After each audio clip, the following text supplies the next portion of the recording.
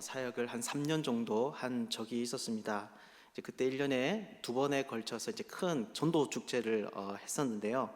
참 많은 학생들이 교회를 방문했습니다. 자체 프로그램을 만들어서 진행하기도 하고, 또 외부의 사람을 초청해서 또 강연을 여는 그런 일들도 있었습니다. 그런데 그날이 되면 늘 방문하는 아이들로부터 받는 질문이 있었습니다. 여러분, 어떤 질문일까요? 바로 목사님, 와이파이 비번이 뭡니까? 라는 이제 그런 질문이었습니다. 저는 내심 아이들이 예수님이 어떤 분이세요? 네, 신앙생활 잘 하려면 어떻게 해야 돼요? 뭐 이런 질문을 조금은 좀 기대했는데 늘 한결같이 와이파이 비번을 저에게 요구하더라고요. 그런데 이것은 이제 방문한 아이들뿐만이 아니라 기존에 저희 교회 다니는 아이들도 마찬가지였습니다. 주일날만 되면 이제 와이파이가 터지는 장소를 아이들이 귀신같이 알아채고 늘 거기에 이제 옹기종기, 특히 남자 아이들이 이렇게 모여 있는 거예요. 교회에서 그런 장소에서 청소년들을 만나는 것은 참 흔한 일이었습니다. 여러분, 왜 그럴까요? 왜 아이들이 교회에서 그 무엇보다 이 와이파이를 알아내는 것에 있어서 이렇게 마음을 쓰는 것일까요? 그것은 바로 자신들이 정말 하기를 원하는 그 게임은 이제 인터넷에 연결될 때에만 가능하기 때문입니다. 즉 와이파이를 통해서 네트워크에 접속해야지만 다른 사람들과 함께 자기가 원하는 그 즐거움을 얻을 수 있는 것이죠. 그런데 이러한 원리는 사실 우리 청소년 아이들에게만 해당하는 이야기는 아닙니다. 왜냐하면 우리 역시나 우리 인생에서 가장 필요한 것, 가장 결정적인 것은 하나님으로부터 오기 때문입니다. 다시 말해서 우리 역시나 우리 인생의 가장 중요한 것은 고립된 자아로부터 얻을 수 있는 것이 아니라 하나님과 연결될 때에 얻을 수 있다라고 하는 것이죠.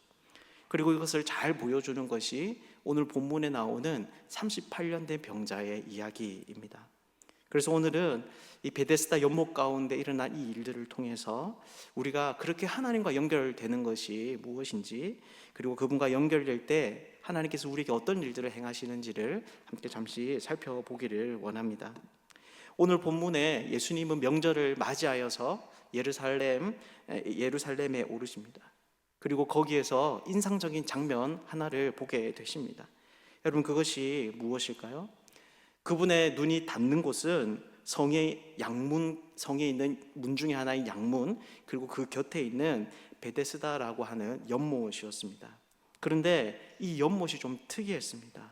왜냐하면 거기에는 행각이 5개나 이렇게 있었고 그 안에 수많은 병자들이 누워 있었기 때문입니다. 사실 이 장면은 그 이름과 이 연못의 이름과 비교해서 생각해 볼 때 이상한 것이었습니다. 왜냐하면 이 베데스다라고 하는 이 이름 자체가 자비의 집이라고 하는 그런 뜻을 가지고 있기 때문입니다. 즉 자비와는 상관없이 인생의 가장 비참한 모습을 가진 사람들이 모여 있는 이 장면은 그 이름과 전혀 어울리지 않는 그런 모습으로 우리가 볼 수 있는 것이죠. 여러분, 그렇다면 왜 이렇게 이 사람들이 한 곳에 모여 있는 것일까요? 이것에 대해서 3, 4절은 이렇게 말을 하고 있습니다. 우리 3, 4절을 같이 한번 읽어보겠습니다. 그 안에 많은 병자, 맹인, 다리 저는 사람, 혈기 마른 사람들이 누워 물의 움직임을 기다리니 이는 천사가 가끔 못에 내려와 물을 움직이게 하는데 움직인 후에 먼저 들어가는 자는 어떤 병에 걸렸던지 낫게 되밀어라. 아멘. 여러분, 이것이 무슨 말입니까? 바로 병자들이 이 연못가에 모여 있는 이유는 바로 치료를 위해서였다라는 것입니다. 우리가 읽은 이 본문을 보면 이제 특이하게 괄호가 쳐져 있는데요. 이것은 후대의 사람들이 이제 이 본문을 잘 이해하기 위해서 있을 법한 정보를 첨가한 것을 보여주는 것입니다. 그래서 별도로 이것을 따로 표시를 이렇게 해 놓은 것이죠. 즉 사람들이 이렇게 베데스다 연못에 모여 있는 것은 천사가 가끔 내려와서 물을 크게 휘젓고 먼저 거기에 뛰어드는 사람은 어떤 병이든 낫게 된다라는 그 전설 때문이라는 것입니다. 이것이 사실이든 아니든 사람들은 이 소문에 대한 간절한 기대를 가지고 여기로 몰려들었던 것이죠. 그래서 사실 이 연못에 주변의 분위기는 그렇게 좋지 않았을 것 같습니다. 우리는 그냥 생각을 해보면 아픈 사람들끼리 모여 있으면 서로를 배려하겠거니라고 짐작할 수 있지만 실제로는 그렇지 않을 확률이 더 높은 것이죠. 왜냐하면 병을 낫는 기회는 오직 물에 먼저 뛰어드는 한 사람에게만 주어지기 때문입니다. 2등도 안 되고 3등도 안 되는 것입니다. 그러니 그곳은 여러분 어떻게 했습니까? 배려와 안타까움보다는 서로를 견제하는 극심한 경쟁이 지배하고 있을, 그 분위기를 지배하고 있을 가능성이 큰 것이죠. 연못에 어떤 움직임이 있는지를 늘 주시하면서 서로를 예민하게 견제하는 풍경, 그것이 바로 예수님께서 베데스다 연못을 바라보았을 때 눈에 들어온 풍경이었을 것이라는 것입니다. 그런데 여러분, 이것은 가만히 생각을 해보면 사실 우리의 인생과 우리의 삶의 현장 가운데서도 잘 볼 수 있는 그런 장면입니다. 왜 그렇습니까? 왜냐하면 오늘날 우리들도 이 병자들과 같이 경쟁 신화에 사로잡혀 있기 때문입니다. 다시 말해서 우리들도 남들보다 먼저 달려가기만 하면, 다른 이보다 먼저 앞서기만 하면 내가 원하는 것을 얻을 수 있다라고 생각을 하는 것이죠. 그래서 여러분, 온 세상이 여러분 어떻습니까? 경쟁에 의해서 움직이고 있습니다. 모든 사람들이 경쟁에 이기기 위해서 할 수만 있으면 온갖 힘을 다 쏟고 있습니다. 아주 어릴 때부터 많은 돈과 시간을 들여 경쟁력을 가지도록 합니다.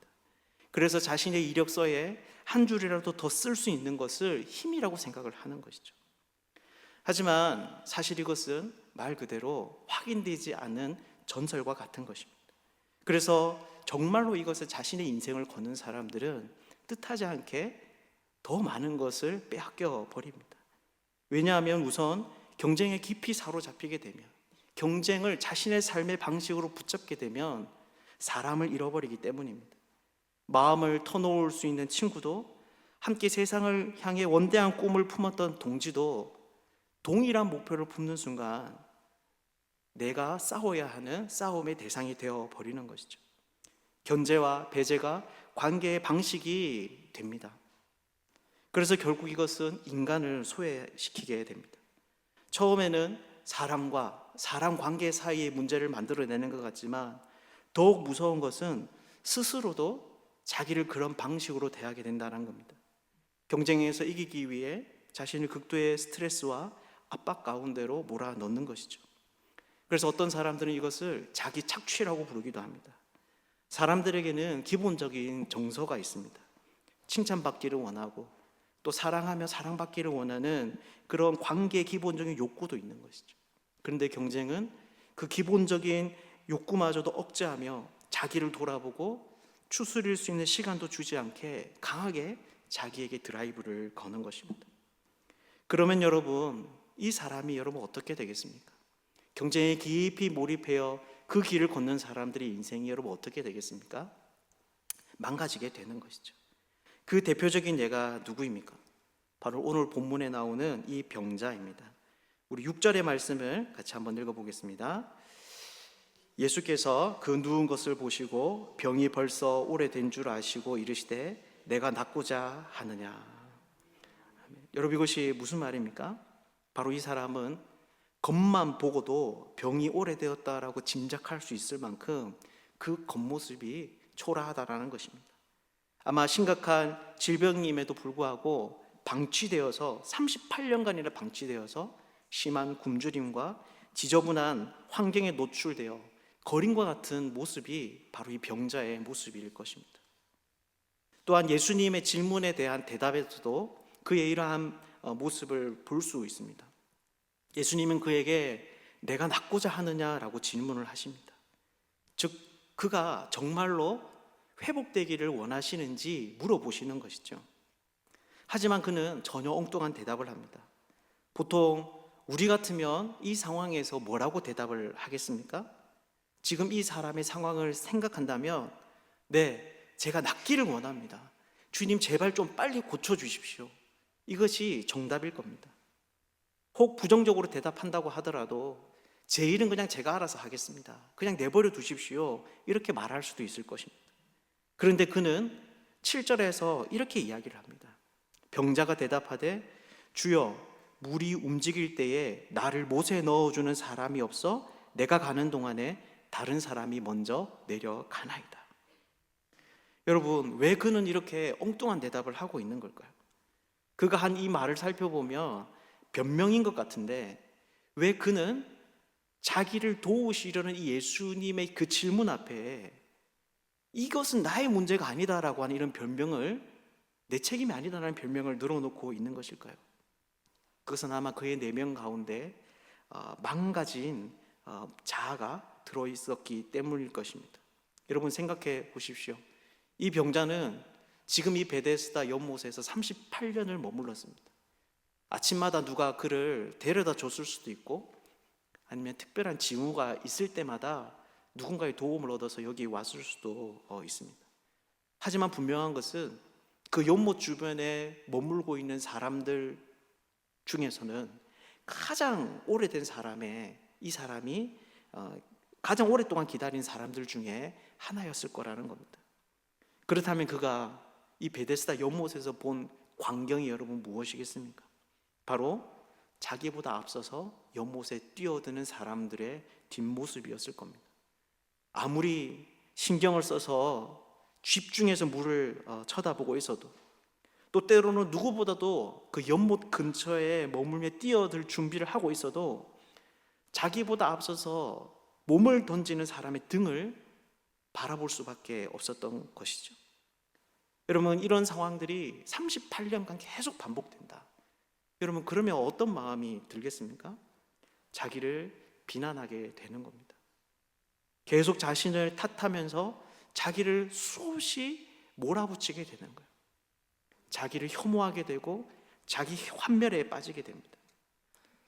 그리고 또한 다른 한편으로는 그렇게 움츠러드는 자기를 보호하기 위해서 누군가 그 비슷한 이야기를 꺼내기만 하면 자기를 보호하고 방어하는 방식으로 변해가는 것이죠. 뿐만 아니라 나를 넣어주는 사람이 없어 다른 사람이 먼저 들어갔다라고 한 이 말에는 그의 분노도 드러나 있습니다. 끝없는 자신의 해결되지 않는 그 좌절은 쉽게 다른 사람을 향한 원망으로 번져가는 것이죠.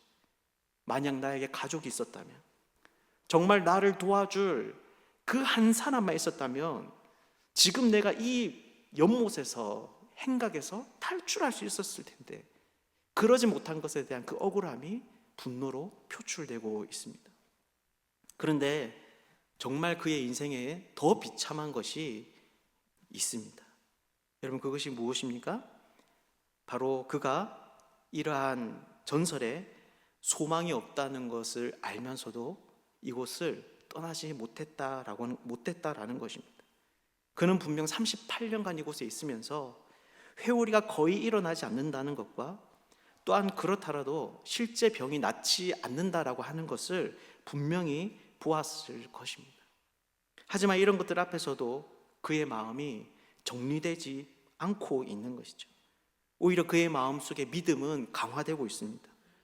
확인되지 않은 소문이지만 자신의 이 문제는 세상 어디에서도 해결할 수 없다는 것을 알기 때문에, 이것 아니면 더 이상 희망이 없다라는 그 생각 때문에 그 생각에 집착까지 더해지면서 베데스다 연못은 어느 날 맹목적인 그의 신앙의 대상이 되어버렸던 것이죠. 이유가 없습니다. 여기가 아니면 다른 곳이 없기 때문에 그는 이 자리에서 망가진 모습 그 채로 기다릴 수밖에 없었던 것이죠. 그런데 여러분, 놀랍게도 바로 이렇게 망가진 그가 고침을 받는 그 기적이 일어납니다. 그가 그토록 원하던 그 회복을 그 연못가에서 얻게 되는 것이죠. 그가 어떻게 이런 기적을 경험하게 됩니까? 그것은 바로 예수님께서 그 현장으로 찾아오셨기 때문입니다. 그리고 8절에서 이렇게 말씀하십니다. 우리 8절 말씀을 같이 읽겠습니다. 예수께서 이르시되 일어나 내 자리를 들고 걸어가라 하시니. 아멘. 아마 이 이야기를 들었을 때 그는 깜짝 놀랐을 것입니다. 왜냐하면 이런 일은 한 번도 생각해 본 적이 없고 또 누군가에게 들어본 적도 없는 말이기 때문입니다. 그런데 놀라운 일이 벌어집니다. 정말로 예수님의 이 말씀대로 자신이 걸을 수 있게 된 것이죠. 그렇다면 여러분, 이것이 무슨 말입니까? 바로 그 사람을 살린 것은 그의 기대를 따른 전설이 아니라는 것입니다. 그가 그토록 소망을 두고 자신을 망가뜨려가며 헌신한 그 경쟁의 방식이 그를 살린 것이 아니라 바로 예수 그리스도 그분이 이 사람을 회복시켜 주었다라는 것이죠. 사랑하는 여러분, 이것은 오늘날 우리들도 마찬가지입니다. 오늘날도 예수님은 확인되지 않는 소문의 주변에서 얼쩡거리는 사람들에게 물으시는 것이죠. 내가 낫고 싶으냐? 정말로 내가 낫고 싶으냐? 여러분, 우리는 이것에 대해서 어떻게 대답해야 하겠습니까? 많은 사람들은 예수님의 역할이 바로 이 연못에서 자기를 가장 먼저 밀어주는 것이라고 생각을 합니다. 그래서 주님, 아무도 저를 도와주지 않습니다. 한 번만, 딱 한 번만 저를 밀어주시면 제가 너무나 행복하겠습니다 라고 간구합니다. 하지만 여러분, 정말 우리가 예수님께 구할 수 있는 최고의 것은 경쟁에서의 승리가 아닙니다. 그저 남보다 몇 발자국 앞서게 만들어주는 것이 예수님께서 우리에게 행하시는 그 역할의 전부가 아닌 것이죠. 예수님은 오늘 이 병자에게 찾아오셔서 내가 좀 도와줄까라고 물으시는 것이 아니라 내가 낫고자 하느냐라고 물으십니다. 다시 말하면 정말 내가 온전히 회복되어서 제대로 살기를 원하느냐라고 물으시는 것이죠. 사랑하는 여러분, 여러분들은 어떻습니까? 여러분들도 예수님의 질문에 여전히 이 병자와 같은 심정으로 베데스다 연못을 주목하고 있지는 않습니까? 예수님은 오늘도 우리들에게 물으십니다. 경쟁의 신화 가운데 사로잡혀서 아닌 것을 알지만 여기가 아니면 안 되기 때문에 여전히 그 자리에 머물러 있는 우리들을 향하여서 내가 낫고자 하느냐? 그분이 물으시는 것이죠. 우리가 이 질문 앞에 지혜롭게 대답할 수 있는 사람들이 되면 좋겠습니다. 한 가지 더 살펴보겠습니다. 이렇게 예수님께서는 병자를 찾아가셔서 그를 고쳐주십니다. 그런데 이때 한 가지 의문이 들 수 있습니다. 이 사람에게 그러셨던 예수님이 정말 나에게도 그러하시겠느냐라는 것입니다. 정말 예수님께서는 이 사람처럼 나의 이 문제도, 나의 이 아픔도 회복시키기를 원하시는가? 라고 하는 그런 의문이 우리 안에 남아 있을 수 있는 것이죠. 그렇다면 예수님께서는 이것에 대해서 어떻게 대답을 하실까요? 오늘 예수님께서 하신 행동을 보면 후반부에 선뜻 이해되지 않는 여러 가지의 부분들이 있습니다. 먼저는 이렇게 병을 고쳐주신 패턴이 일반적으로 예수님이 기적을 행하시는 일들과는 조금 다르다라는 것입니다. 대부분의 이야기들은 여러분 어떻습니까? 믿음을 가진 사람들이 예수님께 와서 요청하고 예수님으로부터 고침을 받습니다. 그런데 13절을 보면요, 이 사람은 예수님에 대한 믿음은커녕 예수님이 누구인지도 모르고 있습니다. 그러니 요청할 리는 만무한 것이죠. 즉, 이 사람은 예수님을 향한 믿음도 없고 요청도 없는데 예수님께서 나타나셔서 그를 고쳐준 것입니다. 또한 예수님께서는 이후에 사라지셨다가 다시 나타나십니다. 병자를 고쳐주시고 잠시 없어지시는 것이죠. 그리고 14절에서 이렇게 말씀하십니다. 보라, 내가 나았으니 더 심한 것이 생기지 않게 다시는 죄를 범하지 말라. 사실 이때 예수님께 닥친 그 위험을 생각한다면 잠시 그 자리를 피한 것은 이해가 됩니다. 왜냐하면 자신이 고쳐준 그 병자가 예수님을 배반하고 예수님께서 안식일을 범했다라는 그 죄로 고발하기 때문입니다. 그런데 굳이 그 사람에게 특별한 목적이 없는데 다시 나타나셔서 다시는 죄를 짓지 말라라고 하신 이 행동은 잘 이해가 되지 않습니다. 자칫하면 그 사람이 자기를 팔아 넘길 수도 있는 그런 상황 속에서 예수님께서 굳이 이런 모험을 하실 필요가 없는 것이죠. 여러분, 왜 그럴까요? 왜 예수님은 이렇게 이해되지 않는 행동을 지금 하고 계시는 걸까요? 이것에 대해서 예수님은 17절에서 이렇게 대답하십니다. 우리 17절 말씀을 같이 한번 읽겠습니다. 예수께서 그들에게 이르시되 내 아버지께서 이제까지 일하시니 나도 일한다 하시매. 아멘. 이 말씀은 안식일에 일한 것을 문제 삼는 유대인들에 대해서 예수님이 대답하시는 부분입니다. 여러분, 그것이 무엇입니까? 바로 하나님이 자신의 아버지이시며 그 하나님은 지금까지 한 번도 쉬지 않으시는 분이시다라는 것이죠. 그렇게 내가 일하는 것이 도대체 뭐가 문제가 되느냐라는 것입니다. 그런데 이것은 사실 우리가 흔히 알고 있는 사실과는 조금 다릅니다. 왜냐하면 우리는 안식일을 일상을 멈추고 쉬는 날이라고 생각하기 때문입니다. 그래서 그 당시에 유대인들도 할 수만 있으면 최대한 일을 하지 않으려고 노력했습니다. 심지어 열심히 대단한 사람은 구덩이를 파놓고 일을 하지 않기 위해서 그날 하루는 그 속에 가서 하루를 아예 통째로 보내기도 했습니다. 그렇다면 예수님은 왜 이렇게 말씀을 하시는 걸까요? 이것은 하나님께서 말씀하시는 안식이 무엇인지를 생각해 보면 알 수 있습니다. 하나님은 세상을 창조하신 이후에 이 세상을 바라보시면서 보시기에 좋았더라라고 하는 그 말씀을 거듭해 하십니다. 즉, 하나님께서 계획하시고 생각하신 대로 이 세계가 잘 만들어진 것이죠. 그리고 하나님은 일곱째 날 이 모든 것을 다 마치시고 안식하셨다라고 이야기를 합니다. 그러니 이때 이 안식이 여러분 무엇이겠습니까? 모든 활동을 다 멈추는 것이 아닙니다. 아무것도 하지 않고 그저 쉬는 것이 아닙니다. 바로 하나님이 만드신 그 선한 창조 세계가 계속되도록 유지하는 일입니다.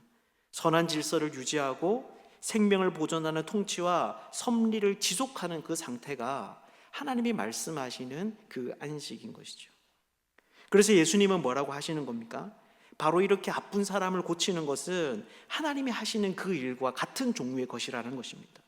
왜냐하면 하나님의 안식이 선한 창조 질서의 유지라고 한다면 자신이 한 이 일은 죄로 인해서 깨어진 이 세상을 창조의 원래 상태로 회복하고 구속하는 일이기 때문입니다.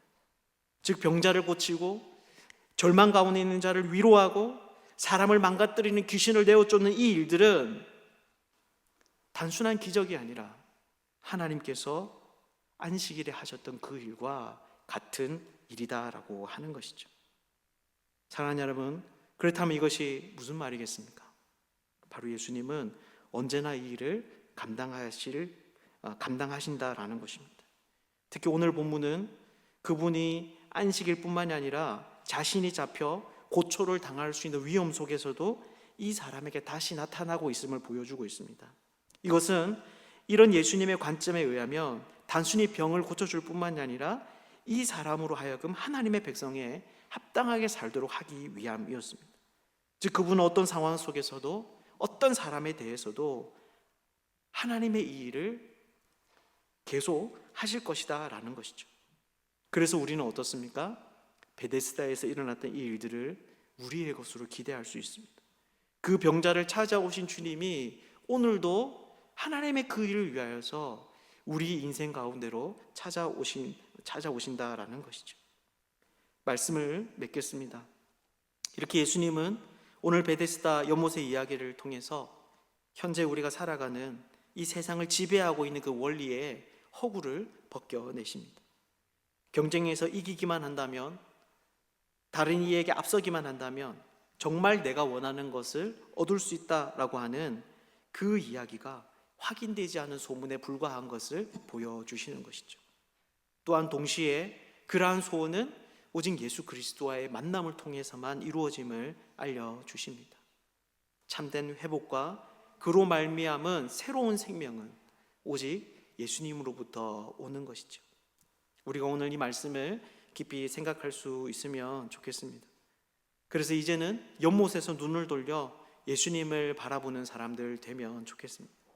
세상에 확인되지 않는 소문에 기대를 걸며 살아가는 것이 아니라 예수님께서 우리에게 베푸실 그 구원을 의지하며 살아가는 그런 사람들이 되면 좋겠습니다.